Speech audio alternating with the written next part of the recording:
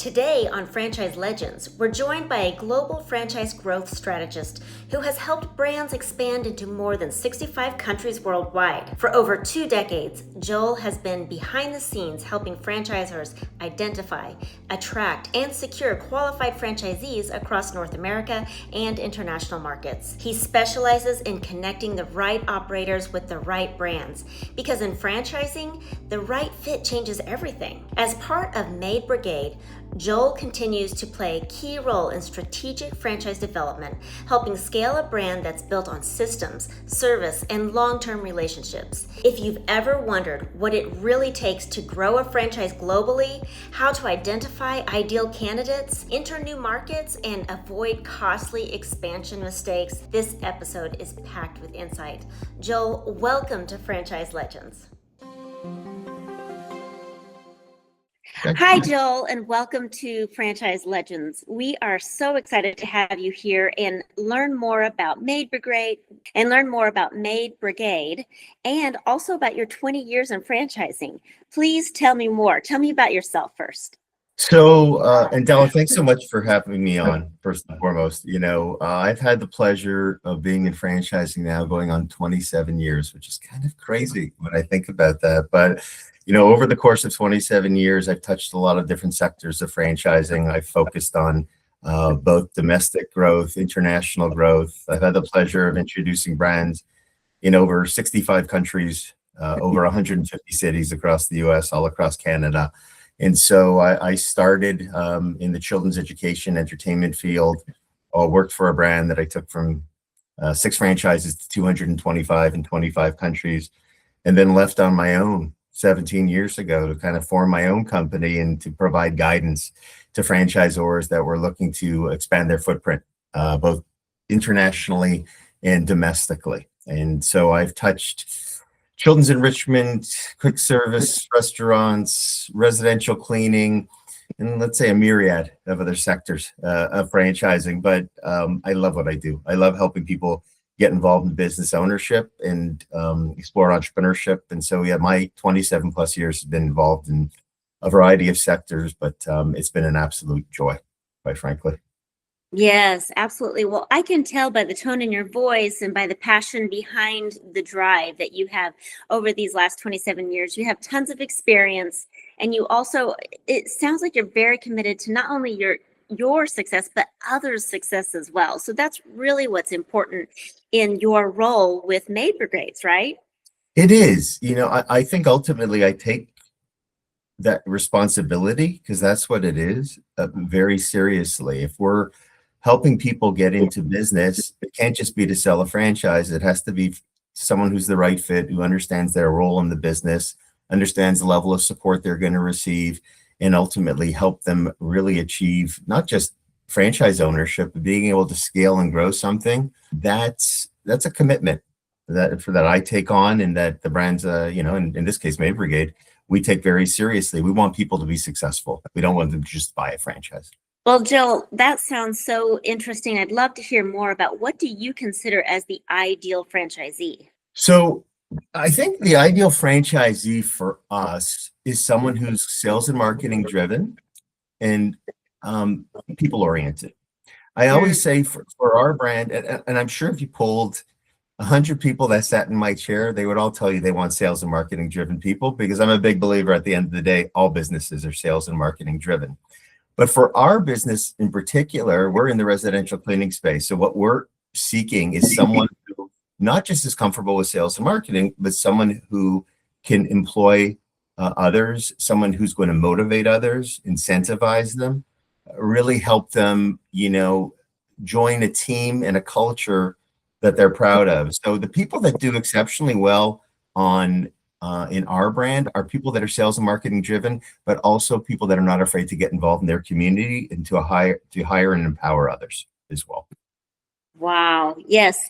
And so it seems so simple in one regard, because either you fit in that category or you don't, correct? Yes. Like someone who comes to us as an example and says, you know what, I'm looking to do a side hustle for 15 to 20 hours of work a week, and I don't want to join my BNI networking group because I'm not comfortable mingling with others.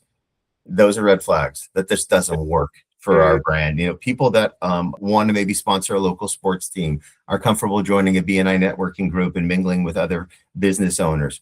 That's what works well for us, because at the end of the day, Della, like when someone buys a Maid Brigade or purchases a franchise, the first time someone sees them, it's like, oh, Maid Brigade's in my community. But the second time they see them, and let's say you're the business owner, it's like, oh, there's Della. She owns the local cleaning company here in my community. So what's really important is that someone has the drive and the willingness to be involved in the community and to scale and to grow. And if you don't have that, it's just not a good fit. Yeah, that makes so much sense. That presence that we carry in an executive role or in a leadership role makes a difference in not only those that are reporting to us, not only the brand trust that we're creating, not only the community involvement and that community referral based system. Those are all key elements that you're looking for in a franchisee, and the profile of a candidate that has just evolved over the years. I'm certain in your last 27 years of franchising, you kind of have that narrowed down. We do. And listen, franchising attracts an eclectic group of people, and what I mean by that is that not everyone's going to have the same skill set. A lot of people are different. Some people now are being corporately downsized. Some people are exploring franchise ownership for the first time. Others are looking to diversify their portfolio and they already own other businesses. But what I can say for our business model, that's what works. Maybe what a restaurant franchisor is looking for, maybe it's different than what we're looking for in a residential cleaning franchisee.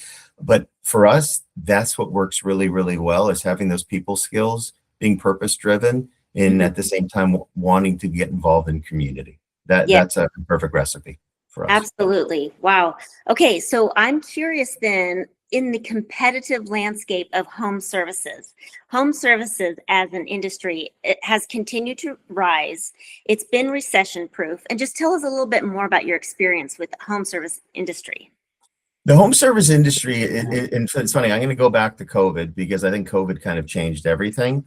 If you look at what people consider to be quote unquote franchising, it was always, the golden arches of McDonald's, the Subways. That's what people recognize. But when people were in COVID just staring at their four walls, they started realizing there's a lot I need to do to make some changes here in my own home and and so what ended up happening is that the home services space just started to grow. And I would say, I hate using the term recession proof because it's overused in franchising, but the reality is that services that free up time for families and to spend time with their loved ones, their friends, those are the businesses right now that are very popular because people are putting a premium on their free time. They don't want to be cleaning their own house. They don't want to be doing water restoration.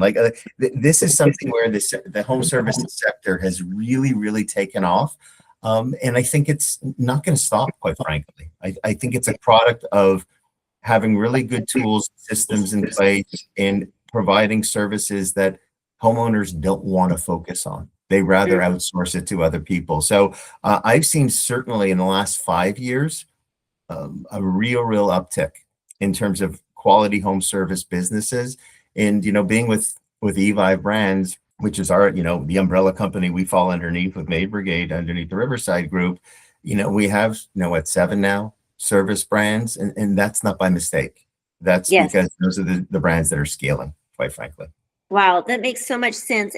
And that system that's in place with Maid Brigade, I really enjoy the tagline that you use and kind of correlate that into giving others that precious time back. And for customers, it brings comfort and a peace of mind that their home is clean and that they don't have to do the work. That's it. It's fun. We try to differentiate ourselves. It's at the end of the day, we're a cleaning business. We can try to glorify that and use fancy words around it, but we're still a cleaning business at our core.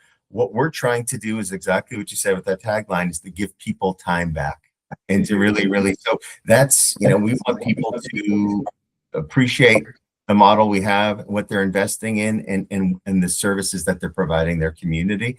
And so, that tagline is, it's maybe a year or two old, but I think it speaks volumes, quite frankly. Yes.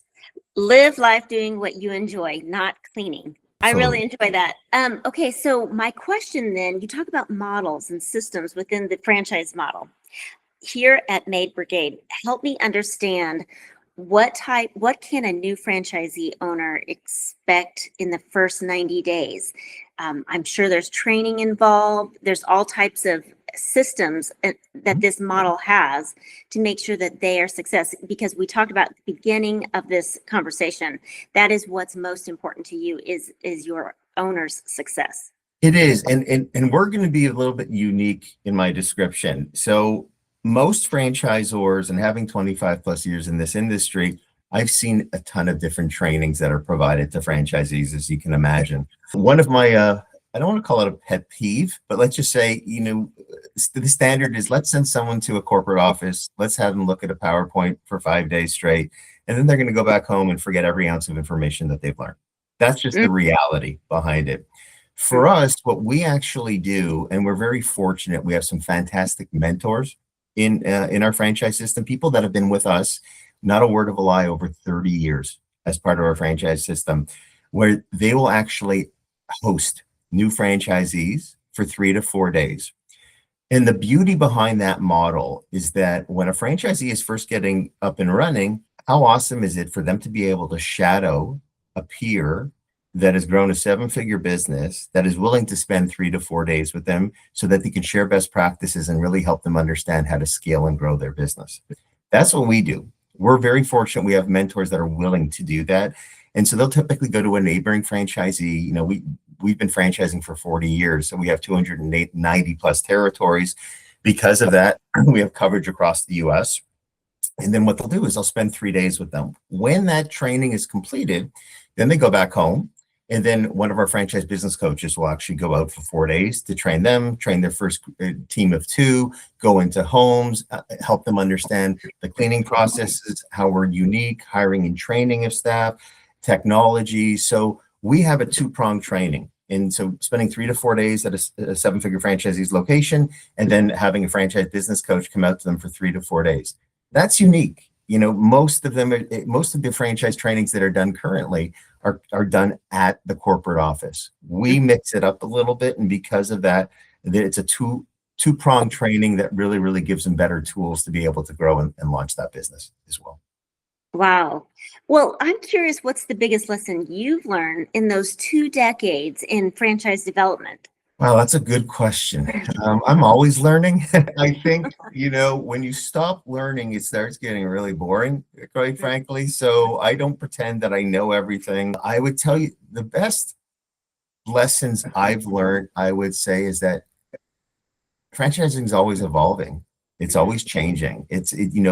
What works today. You would have mentioned AI 10 years ago. People would have said, "What does that stand for?" So I think for me, it's understanding all the new things that are available to franchisees, improvement Right. of systems, evolution of a brand, not sitting on your laurels. And so what I've learned is that our industry is constantly changing, and it's good to accept change, not reject it, because that's the Right. one thing in life that's constant. Absolutely, I agree. Okay, that's a big learned lesson that everything in life is always changes. That's the true constant. Always. So I am curious, as a new franchise, as a new owner, let's say, emerging into the market and trying to make a decision, our audience may be on the fence on whether they should just start their own business in cleaning, both for residential or commercial, or should they sign up with a brand and own a franchise? And so I'm curious, what kind of advice would you give someone there on the fence? So I get asked this question regularly, right? Why should I buy into a franchise? I have to pay royalties. I have to contribute to an ad fund. I have to pay a franchise fee. What am I getting for it? What people don't realize is that the amount of years it's taken to create proven systems that can actually help franchisees. So for me, I'm a huge proponent of franchising, because if done properly, you're saving a business owner tons of time in trying to create their own systems. Beyond that, it's also proven that there's a much higher success rate if you buy into a franchise than if you start a business on your own, because then you're left to your own devices and then you have no one to bounce ideas off of. With franchising, you have a peer network that you can constantly exchange information, learn best practices, understand what they're doing. So honestly, anyone who's looking at a franchise, Maid Brigade or otherwise, the ability to grow and to scale is so much quicker than if you're going to go out, start a business on your own and just be lost, to your own thoughts. So franchising to me makes perfect sense.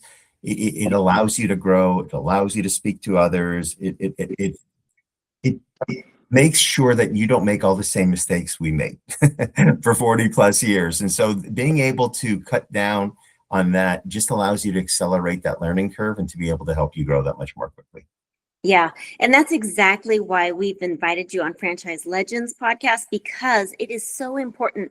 That experience in over 2 decades that you have gained, and being able to just hand that over on a silver platter to a new business owner is not only rewarding to you and taking your experience and your efforts, but then that's translatable into continuing that sustainable business model. And that's really where that sustainability, I think, if I were to be asked that question, is what really comes into play for me as an individual or as a franchise owner, is you have a built-in structure, model, sustainability of the brand that is supported and trusted and well known, and your marketing system, lead system is already built in. So tell me I'm wrong. I can't. I'd be lying. I think it's everything you're preaching is true. I'm a big believer in systems. Systems, help growth. Discipline helps growth. So when you can actually lean on a franchisor to provide you all the tools you need to be successful. Don't get me wrong, Della, like the success or failure of a franchisee is still their own. The growth is, and that success is because of the effort that they put in. A franchise won't just grow itself, but it really cuts down on the learning curve if you have all the systems and tools in place and you don't have to start from scratch, and you're able to have a bulletin board where franchisees are exchanging information, and you're able to speak to maybe someone who's been in the business for 20 years to understand how did they get there. Like you don't have that if you start a business just on your own. So there's strength in numbers. It's the best way I can put it. And if you have a good franchise system, everyone's always willing to share as well. Yeah. Yes. Well, thank you, Joel. I really appreciate your time and your expertise that you've shared with us today, and just being able to translate that into a very simple process that has been set up, that's tried and true model in the franchising system and development. Thank you so much for joining us. Thanks for having me, Della. It was an absolute pleasure. I appreciate it.